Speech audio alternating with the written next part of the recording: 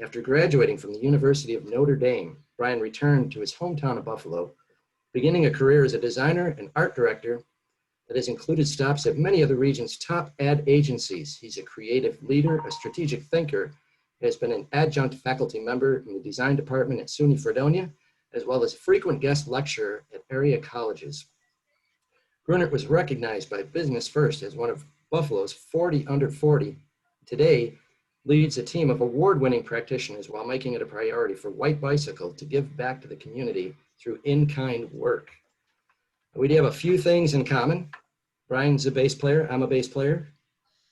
Fun stuff. Brian is an ice hockey goalie. I am also an ice hockey goalie. I think I'm a better bass player and a way worse ice hockey goalie. And I've watched the Grammys, and so has Brian. He's actually been to the Grammys because he has been nominated 6 times. Is that right, Brian? 6? That's correct. And is a Grammy winner. I met him when he was just a young whippersnapper. I don't know if this says 25 years ago or when he was 25, but probably both. Right. So I remember at that time saying this kid is really going to go places, and sure enough, he has. So a chance now to hear from Brian Grunert. First of all, if my math is correct, you lost 5 times. Is that right? Yeah. That's correct. That's correct. We avoided the Scott Norwood curse. We made our first kick, and but then we missed 5 kicks in a row after that. But thanks for that. And I should probably, before you throw this one at me too, I should say Business First will have to do like a 51 under 51. That's how old that bio, that bio credential is. I wish I was, 1 under 40 to tell you the God's honest truth. But I will just interject by thanking you for that generous introduction. It's really a pleasure to be talking with you guys. Well, it's great to have you here. And I thought we might start by giving you an opportunity to sort of give us a rundown. You've gone from the time I met you, an employee to sole proprietor to now an employer. It's been quite a journey, but maybe you can tell us a little bit about that.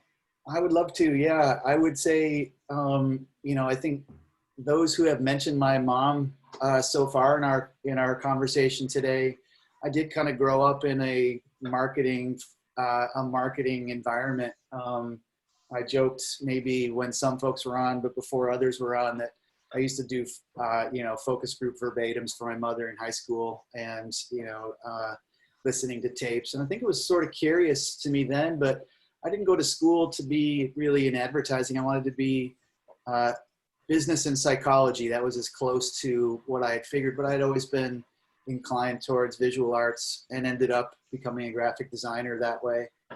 Here in Buffalo, that puts you in the agency tracks. I'm sure that most of you have encountered. Shooty was my first job working on M&A's catalogs and Buffalo Bison's season ticket stuff. I still have the M&A's jingle so burned into my, cortex that I can't, get rid of it. But yeah, my trip through advertising was, first Shooty, then Travers Collins sort of grew out of that, and then Crawley Webb was an opportunity to stretch a little bit for me creatively. But it was mid-career, probably when I was around 30. So maybe a little bit before mid of what I've, logged so far, that I did get an opportunity to work directly with Righteous Babe Records, Ani DeFranco's label here in town. That mixture of music and design has been a passion of mine. Tony mentioned being a really amateur musician. I just love that marriage, and it was probably not the best career move on paper, to go from, I think, a real solid, managerial track in the agencies to try that. But I think the thought at the time was I could wait for one of the other Buffalo-based record labels to call me up with that type of an opportunity. But it turned out there weren't any other Buffalo-based record labels at the time. So I did that. I took that plunge, and really that set me on my way. I was able to really explore a passion, really, I think, accelerate my own sort of career as sort of a design leader, somebody who is really doing the full creative process from concept through to actually print buying and, becoming much more of a complete professional as a creative. Like so many folks, I took that knowledge and that experience back to the agency world. When we have a daughter, Hope, who started college just this past fall, surrounded by all that's going on. When she was born, I went back to Crawley for a while. And I think that was a really interesting, I guess, moment. It was the other half of what I had learned at Righteous Babe Records as a more pure designer. And it was, while I maintained those relationships working in the record business as a freelancer and as somebody who was kind of moonlighting that, I looked for something quite a bit different in the agency world and started paying more attention. And we called them the people upstairs, but really paying more attention to what the account department was doing and really paying more attention to, strategy and, really, messaging platform development, which really was the foundation for eventually starting White Bicycle, which is now just shy of 15 years old. And we're a team of 7 currently in Larkinville, currently in our own houses, still working remotely. But we're a team of 7, and I think unique from maybe some of the other creative collaborators that many of you have had. We have really pushed in on a hybrid model of really bringing brand strategy, project development, client engagement into the creative process. We like to say we don't have any adults around, but what that translates to is we don't have any account people around. It's a full creative team, and we really are embracing those opportunities. So thanks for letting me give you kind of that rundown. That's really a bit of the background. And I think some of the things that Tony and I were hoping to talk about sort of spring from that range of experience. So the Grammy nominations came out of the record design. That's right. I think that, again, the once in a career, opportunity to be a full-time record industry guy and to work with Ani on such a, kind of a continual basis. I designed everything that Righteous Babe Records put out probably from the year 2000 through probably 2015 when she finally, sort of unplugged from Buffalo completely and, took her operations to New York City. So we really had an opportunity to work through those, just the full spectrum of building a brand around an artist, but also building the brand around the label, and seeing each of those record opportunities as an opportunity to kind of add a chapter to that from a sort of a sub-brand standpoint. And I think, Tony, something that you and I have spoken about, but hasn't been lost on me along the way. I think those experiences, and we were nominated 4 years in a row for Ani Records, and then the other nominations came a little bit later for other projects. But I think what was being recognized there, and this is, maybe a little bit of, false humility or humble brag or whatever, but I think what was being recognized there, you have to imagine this was 2004 through 2008. The industry was kind of breaking left and probably divesting in the quality of the product that fans were buying. CDs were getting cheaper and cheaper and cheaper in terms of what you got for your, for your investment. And, that was the philosophy that we developed together. The other thing that was dominating the industry at that point was the big box stores, whether it was Best Buy or Media Play or Borders or those types of, places where you could get packaged music. And all of those, all of those retail outlets were pay to play. If you wanted good placement within the store, you had to, buy a program that was rather expensive. That was something the Righteous Babe Records could not invest in. So we came up with a kind of a dual strategy. Let's make the packaging so good that you can't pass by the D section without, sort of seeing something that really jumps off the shelf. And let's let people who buy that feel really rewarded for investing in it. And I think that's really what the industry recognized. There was a little engine that could, a small independent label that was really investing in the product when the trend was against investing in the product. So I think, I'm always proud of that design work, but I think it was really more about what, was being represented there as a product and really a connection with fans and things. So, it was thrills of a career for sure to have that, happen. And again, also a fair amount of pressure when that happens once you sort of become obsessively focused on seeing if it was a fluke and then making it happen again. And it really did define the early part of White Bicycle quite a bit. I want to make sure we get to this before we run out of time, but you had shared with me your understanding of the relationship between brand and sales and marketing. And I found that interesting. So maybe you can talk a little bit about that. Yeah, I would love to. I mean, I think a big career step for me was, I'm not sure if anybody's been through the UB CEL program. I'm a 2017 grad of that program. And I think I enrolled in it primarily when I recognized that as, a practitioner, I had hung a shingle very much with the intention of taking what I felt I was good at as a creative practitioner and, then of course, just easily and effortlessly becoming a business person in that same category, and learned pretty quickly, that entrepreneurial myth that, what makes you a good practitioner doesn't necessarily make you a great business person. So that was that journey for me. And I went into the CEL thing looking to pick up some critical skills as a business leader, as somebody who could probably better understand financial, reports and really start to plan for growth for our company. And I think I did gain that confidence as well as those skill sets. A great program and something that I, have stuck with, kind of almost, there's a group of us that have stuck together as almost a kind of a shared ad hoc board of directors. But to your simplest point, Tony, I think that I went into that feeling as though I would not learn an awful lot about my core capabilities that I didn't know already, specifically, brand positioning, brand development, brand expression. That would be the wheelhouse of White Bicycle. Those are our areas of expertise. And I think I wanted to learn how to be a better salesperson, learn how to be a better, manager of our business.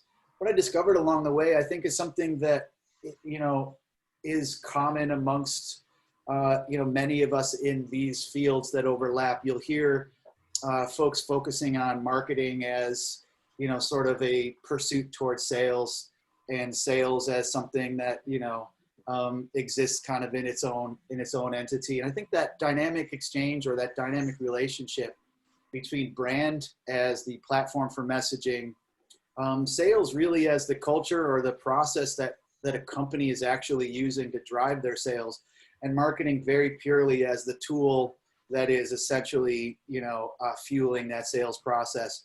That is something I brought to my own work in a very meaningful way. And I think we're building better strategy as a result of it.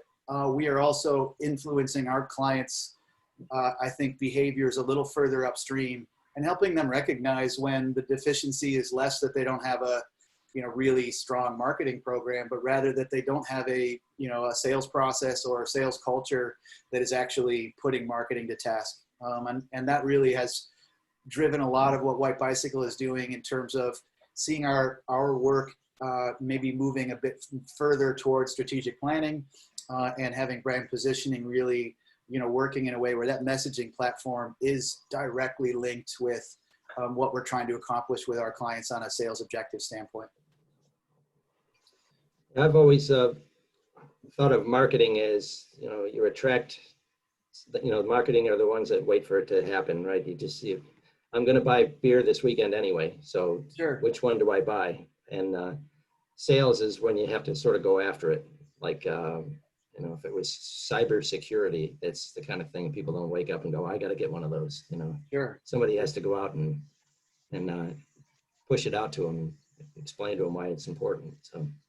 Yeah, there's probably an analogy in there. I think brand and essentially the points of difference that emerge from a well-positioned brand are really very much the gasoline. I think that if that's true, sales is very much the engine. Thinking that marketing is the engine is, I think, a mistake that maybe I made myself quite a bit, and probably, I think I see a lot of our clients and collaborators making. Really, sales is the engine, marketing maybe the steering wheel or the wheels. It's really the thing that's going to ultimately direct that messaging. express it in a way that connects with audiences. But I think without that sales engine really, really finely tuned and powerful, marketing really is just noise. You're calling something to action there. But I appreciate the question. I hope that I have established myself as a nerd for this topic. Maybe I get a nerd star from the VNSM. Well, that's it. And I see you as the branding and marketing expert, but not so much as a sales expert. So when you see that your client doesn't have that piece plugged in, what kind of conversation happens then? We were just talking about this today, as a matter of fact. The question that was raised by our team today as we were preparing, essentially some messaging platform for a fledgling client, we'll say, was how do you sell the kind of strategic planning that would start to inform things like mission and vision, and specifically some of those sales principles. And I think the caution we give ourselves all the time is more often than not, we haven't been invited in to help somebody run their business. That's really not what we're doing. We've been invited in to help craft messaging and create programs that are going to help them, market their business. But I think it's really difficult. It's an important conversation. I think ultimately those conversations really happen on the receiving end, not on the deliverable end. Hey, what are you going to do with this? Describe how your team is going to field, the chatter that we're hoping to create. If we do get traffic, from whatever this sort of marketing tactic is, if this messaging is powerful, are you going to close deals on it? Just to understand that often is where the start, where it comes along.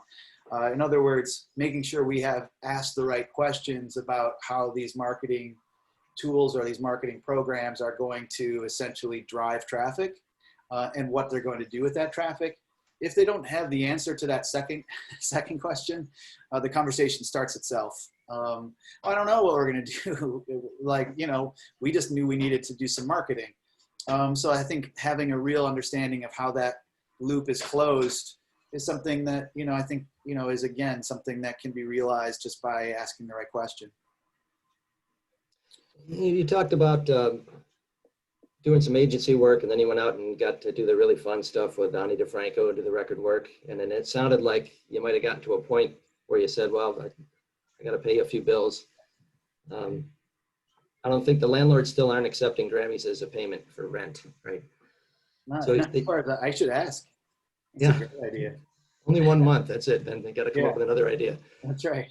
Then you had a chance to do a little bit of both. So now, the balance that you have, like all of us, it sounds like you've got some, you probably have some projects that are more fun and less profitable than others, and some projects that are more profitable and less fun. You still have to pay the bills. And talk about how that balance works. First, I want to say that was just the most financial advisor, financial planner question that I can possibly imagine. Thanks for that. Way to boil it up for me. I think that's really interesting. I think that, on a creative expression, sort of level, I think what we've discovered, I don't think it's an overpromise to really, maybe I'll take a step back and say, one of the things I've discovered through the privileged opportunities I've had just to work with that variety of clients that you described, Tony, is that if you want to talk about brand affinity, brand loyalty, maybe with the exception of, say, like sports teams, a band, your favorite piece of music, your favorite band, it may be one of the most pure expressions of, brand loyalty. And it's where I think a brand's identity fuses with the audience's identity, where you see somebody saying, well, if I'm going to introduce myself to you, I probably wouldn't get too deep before I started to share with you the type of music I love and, what bands I'm willing to travel 500 miles to see. That's what music has always meant to me. And I think everybody has a place in their lives for music like that. So the lesson I took from, the combination of really communications, visual communications specifically, as well as promotive communications and music, is that you see this pure form of relationship, this sort of almost, you know, voluntary fusion of the brand identity, or the you know, the audience's identity with the brand's identity. I think for my part in White Bicycle, we've taken that lesson and brought it into what we're doing and saying it's that kind of identification that we're looking to create through the work we're doing. If we're working with a law firm, we're not going to get somebody to have the same visceral reaction to the advertisements we make as they might from a record package or something like that. But we want them to sort of finish the thought. I'm more me when I work with these guys. My identity really aligns with these guys. So first, it's understanding what makes you special as a brand, but then being able to actually communicate that to an audience where they see themselves, they catch their reflection. It's much more about them. So when they say, oh man, I love the way these guys operate, what they're really saying is they operate like I operate. That's something that matters to me. So that lesson is really ported over. I mean, if we had to shorthand that, and I have, believe me, I've never felt really good about it when I've done it, but hey, we're going to treat your product or service like, you know, like it's a rock star, you know, really give it that rock star treatment. It's less about the pomp and circumstance of that, and it's more about trying to make those sort of emotional connections where somebody finishes the identity discussion and saying, oh yeah, I'm a White Bicycle guy, you know, I'm a Northwestern Mutual guy, you know, and pretty much around the horn. So I appreciate that question so much. You know, I think that it's not one of those things. I'm sure everybody has, you know, experienced it as you've wound through and combined different experiences. You start to, if you're paying attention, you start to find very high common denominators between the type of work you're doing over here and the type of work you're doing over there. And that's been, I think, a really gratifying part of it. I don't see the music work that we still do. We probably do 3 or 4 records a year. I think I still see the connection between what we're doing over there in the music business and what we're doing in, you know, say service industry marketing or, you know, experience marketing. And we do, for what it's worth, do a fair amount of work in the cultural communities. Birchfield Penny Art Center is probably our largest client, you know, and a very long-standing relationship. So obviously there's much more direct connections. I hope I answered that question. I feel like I just talked about myself a lot there, which may be why I was invited. All right. Well, before I forget though, if anybody else has a question, let's throw it right in the chat down there. Yes, and online and offline. You know, it's some nerdy version of the first one's free. I just love talking about this stuff. So, you know, if there are things offline that, you know, I'm happy to, you know, share my information and make myself available. But yeah, any and all questions would be wonderful to hear. Tony, Hey, I type put them one into in the- there. Okay. I don't know if you can see it, or I can just ask it. Yeah, go ahead, Pat. Just wondering where the name of your company came from. Oh yeah, that's a great question. It's a direct reference to the very first shared bicycle program in the world. You'll have to transport yourself to late 60s Amsterdam. And they had this notion, there was a movement called the Provo movement. And they had this notion of, you know, really improving the quality of life in the city, and came up with these plans, the white plans. And one of them was the white bicycle plan. There was too many people getting hit by cars, too much traffic. So they bought 10,000 bikes and then put them all over the city. And I think for me, that was such a cool metaphor for the type of work that I'd hoped to do, you know, make it simple and memorable, like riding a bike. And, you know, you put these things out there and hopefully somebody, you know, picks it up and goes to the show, or, you know, attends the exhibition or buys the hot dog or whatever. Oh, I can attest to the bikes. We were in Amsterdam 3 years ago, and they even have 2 levels of bike storage. I mean, I've never seen so many bikes, and they have bike crossings. Yeah, it's incredible. I don't know how many bikes there are, but yeah. I will say the other thing that pulsed through it is I had worked for, you know, Shooty Travers Collins and Shooty, and then Travers Collins, and then Carly Webb, and had seen a lot of the agencies, and just thought too, I think the concept was, I mean, I knew pretty immediately in my career that I was none of those people whose name was on the door. And so as I imagined a fuller version of what I was trying to start, I thought it might leave more room for other people to help define what it meant as opposed to connecting it necessarily with my name or a name. So that was, I think the impulse was, to have it be more of a concept than a nameplate. And, that just felt, I can't remember the moment where I was like, yeah, that sounds great. I'm going to do that. Let's do that. But, it stuck. I don't think anybody starts anything thinking about, too far down the road. It just felt like it was right for the moment. And now it's stuck. I actually formed a partnership last year with somebody that's been part of White Bicycle for just 6 months shy of the whole thing. So yeah, it has grown in that way for sure. Very good. And I'm a socialist, which I don't know if that's what you're supposed to say at the BNSME thing, but we are currently pursuing, we have a 2-year plan to become an employee-owned, and a certified B Corp, so we're really looking forward to trying to do something that I think does more than succession planning, actually gets into some really shared ownership. So thanks for the question. Much appreciated. So when you, as far back as I can remember, we had these records, like your canvas, if you will, was like a 12 by 12 inch, thing on both sides. You could open it up, and then it shrunk down to like a CD cover that was 5 by 5 or whatever. And then after a while, it was Apple Music, where you just, some picture popped up on your computer if you were listening to it that way. And yeah. Now it's, where are we going next? Where's your, what does your canvas look like now? Well, I think it's pretty interesting. The arc of smaller to invisible, has sort of this equal but opposite reaction. And then, going from the 12 by 12 record to a CD, down to, one by one. I think that this year was the first time in 35 years where vinyl has outsold compact discs in terms of formats. And I think, that is a testament to how few CDs are being sold now. I know I have said, I think it's, Ed was talking about the some of the signage and, COVID signage and things that are part of what's happening. And I think maybe Greg was mentioning that as well, just some of the large format, just the physical, the physical format is always going to have a place in sort of, I think the spectrum of things, if for lack of a better expression.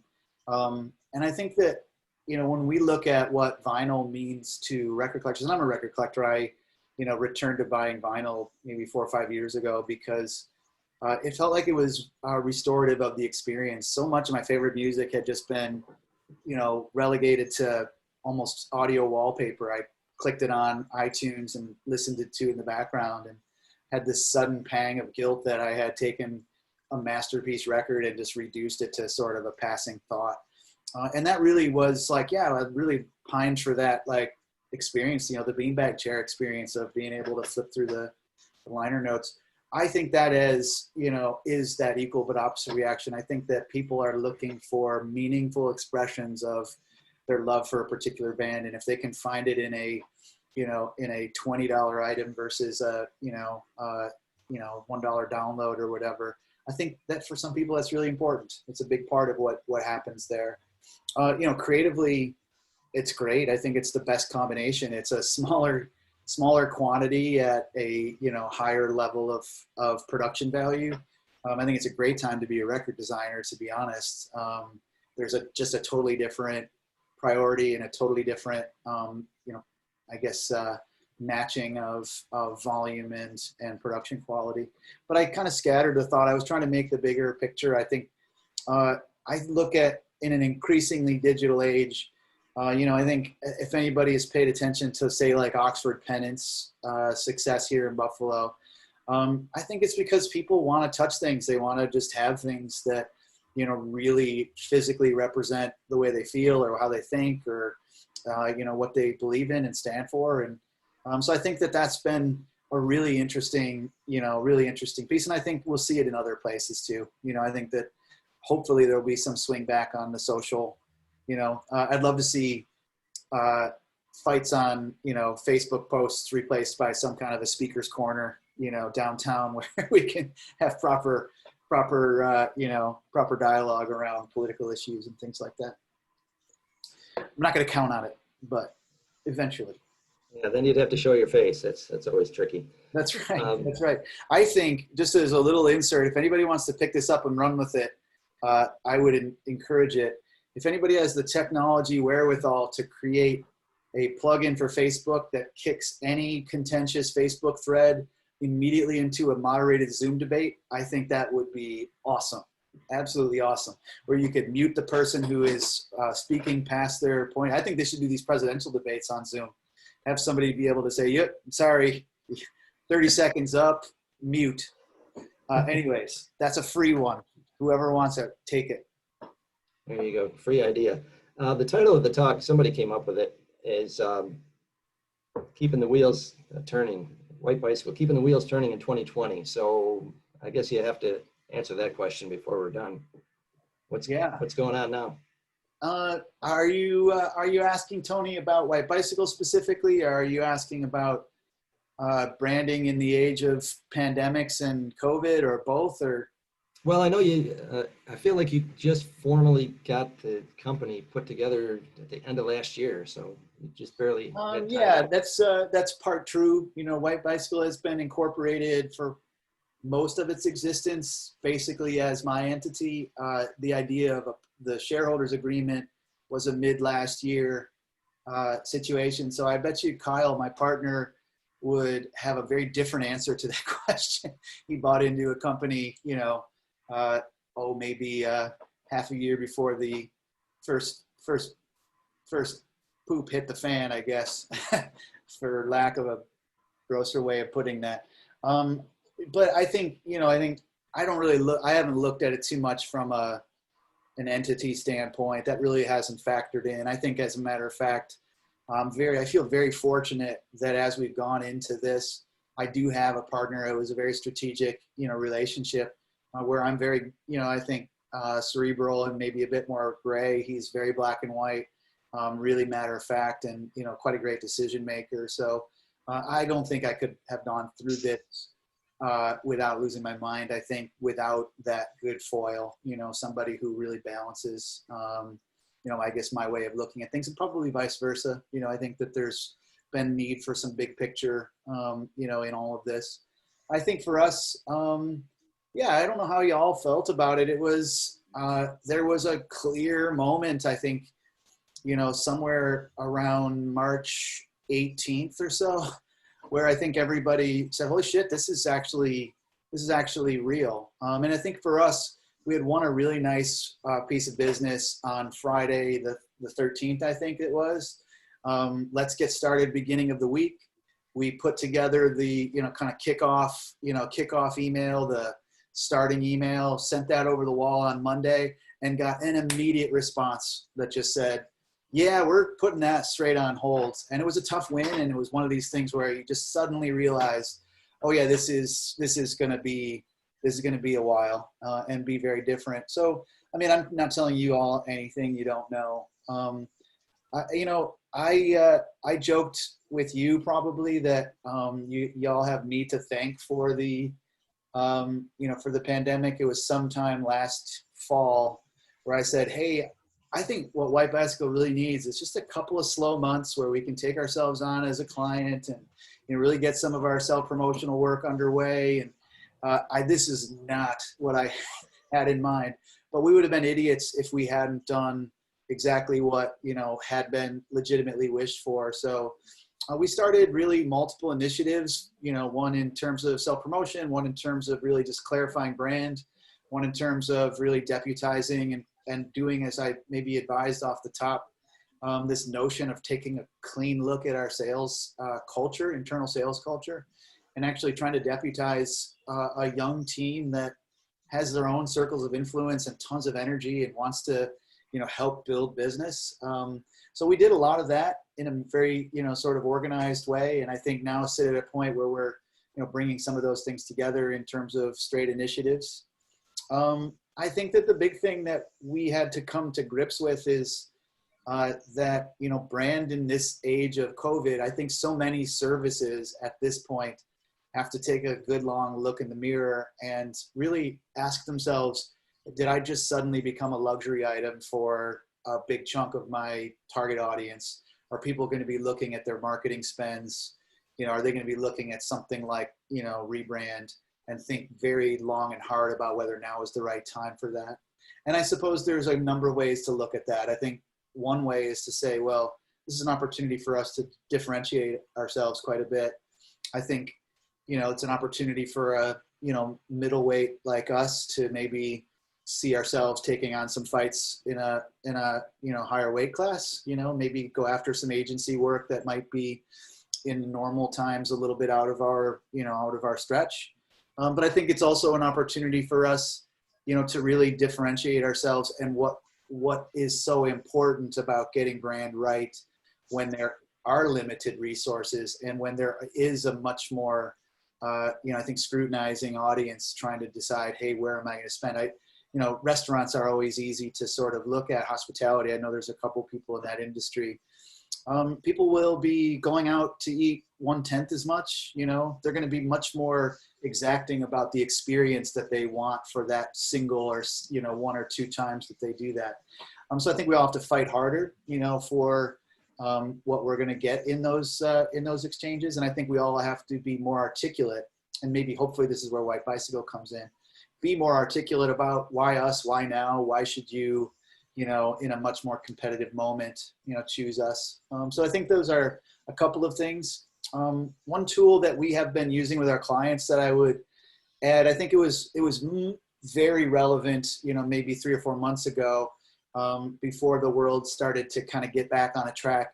I don't think it's too late to do something what we've been doing. We called it a doubt board. It was essentially basically putting up a brainstorm of what are the things that our core audiences are going to bring back in terms of fresh doubts, fresh concerns, I mentioned a couple already in terms of scrutinizing your spends, whether they're individual personal spends or whether they are, you know, business spends.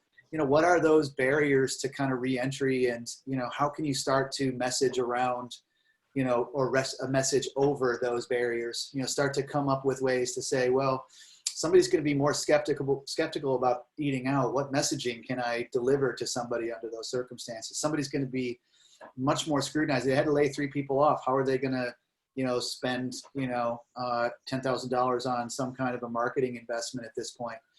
Really being able to see that doubt and start to answer it, you know, for clients. So that's a pretty scatterbrained answer, but there were some gems in there, I hope.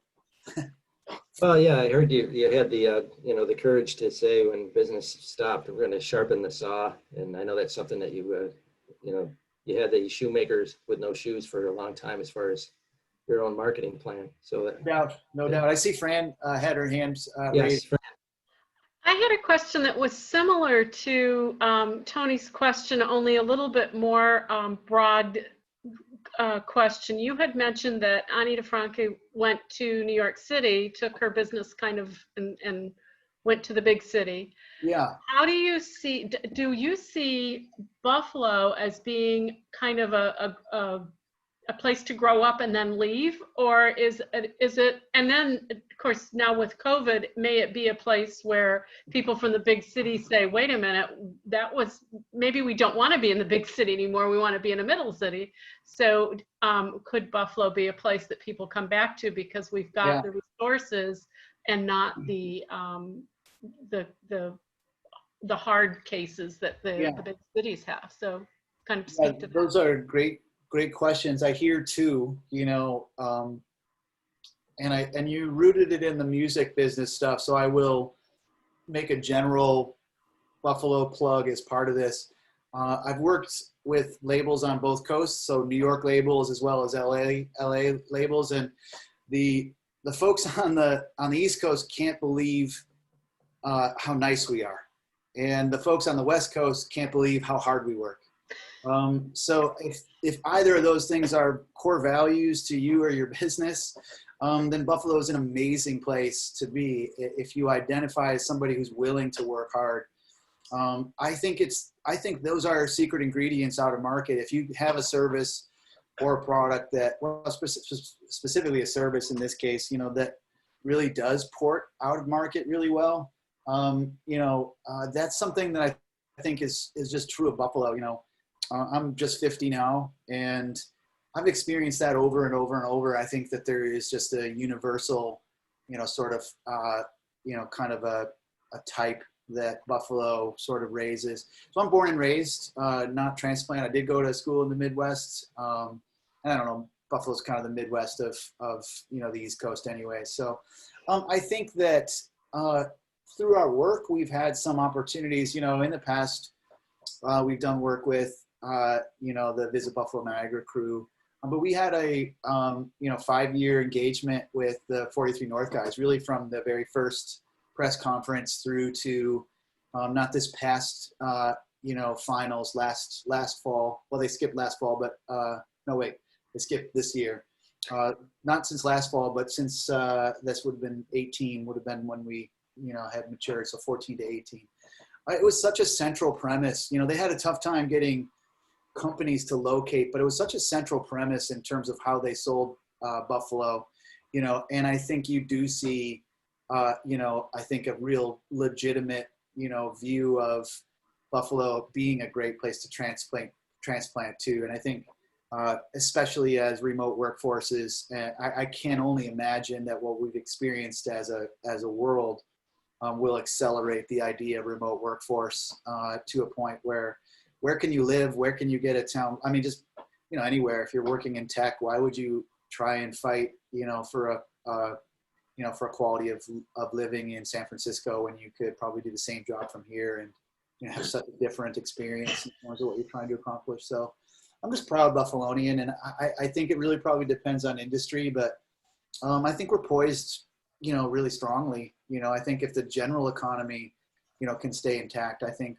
Buffalo's, poised really strongly. What a great way to just about bring it home. We work really hard and we're nice. That's right. What else matters? I would say that's mostly true from what I've gathered. Tony, you seem like you're very nice. That's the impression I'm trying to give almost all the time. Yeah, I just was trying to throw a backhanded compliment about the hard work thing. I heard it. Yeah, good. Does anybody else have any questions for Brian?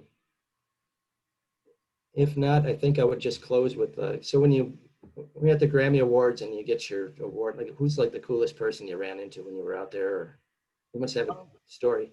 This is go-to for me. If you're trying to understand where the art direction and record packaging Grammy sits in the sort of pantheon of categories. I know it's during the commercial. Pardon me? I know it's during the commercial. Yeah. Oh, it's definitely in awards given out earlier. But when you win, you get to go through the little press junket backstage. So that one time that we did win, I got to go through the press junket, and I became really good friends with Weird Al Yankovic as I wound my way through. So they give the Art Direction Award right after the Best Comedy Album. So you get a pretty good sense of where they think that sits on the bigger picture. First of all, that dude is a really sweet guy. I also asked him if when I met him the second time, another time that we were there, if I could now just call him weird. He said quite, I think seriously, no. Nobody just calls me weird. That's it. So yeah, for me, our daughter was the year that we won. She was 1 or 2, and my wife and she did not come out. But the subsequent years, she came out. So it was a real treat to just have some of those experiences.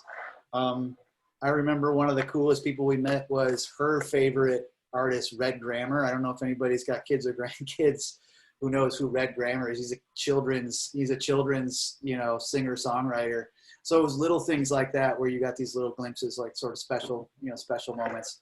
I personally met Neil Peart from Rush at the Cheese Table.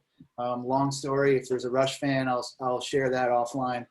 That was the second time I met him. The first time I met him was at the Hyatt when I was probably in my early 20s, and I stalked him there. It was quite a different experience when I didn't have to, interrupt his day. Anyways, yeah, I will say if I while I'm still talking, you guys, if you haven't gather. I love to talk. I don't want to forget to say thank you to y'all. I don't know whether if this is what you expected or what Tony promised you, but it really is a privilege to talk to so many professionals, especially from so many different kind of walks of business. So yeah, it's really my pleasure, and I mean it most sincerely. If another conversation offline would be, you know, in your own sweet spot as far as what you're looking to accomplish, you know, in the brand to marketing universe, I would love to have the conversation. Well, And it's that's been not a sales pitch. I mean that most sincerely. If that sounded like a sales pitch, I'll sharpen my attack a little bit. But all cheers right. to you guys. Really appreciate it. Tony promises, Tony delivers. Oh, I love it. Great job, Brian. I appreciate the input and the insight. Anybody has questions, it's brian@whitebicycle.com. That is correct. Take I'm a going to look at throw their it in the website. chat. I'm going to throw it into the chat to everybody right now, and feel free, you know, give a shout, and I'd be happy to make friends. There's some cool artwork on there too. Yeah, please do check that out. That's a nice group, and again, it's really reflective of the fuller group of everybody. So thanks again for the attention, and really enjoy what I don't know when it's supposed to turn, but this feels like summer night. I've been sweating here as I sit here in my Zoom best. All right, guys. Anybody who wants to hang around and chat, you're welcome to do that. If you got to get going, that's fine too. And Matt, we've got the CEO roundtable, I think, is next month's event, correct? Stand by for that. We're working on a couple of options to try to make sure that when we do the CEO roundtable, there may be an opportunity for people to actually meet in person. So we're playing around with some ideas right now. Okay. We got a date though, anyway. Well, that's